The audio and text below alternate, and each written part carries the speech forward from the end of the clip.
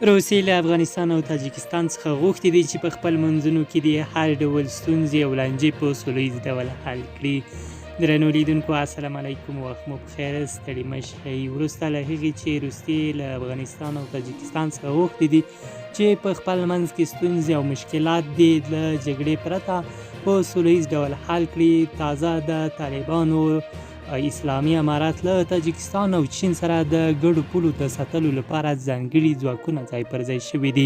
د بدخشان د والي مرستیال نثار احمد احمدي رسنیو ته ویلي چې د منصوري ځواک غړي یې له تاجکستان او چین سره د ګډې پولې د ساتنې په موخه ځای پر ځای شوي دي.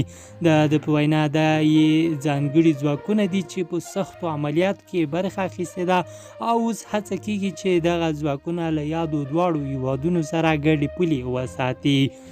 دا اقدام په داسې مهال ترسره کیږي چې د هیواد شمالي ګاونډي د ځینو وسلوالو ډلو له ورتګ اندېښنه لري، خو ځایي چارواکي وایي چې دوی هیڅ چاته له افغانستانه د ګواښ جوړولو اجازه نه ورکوي.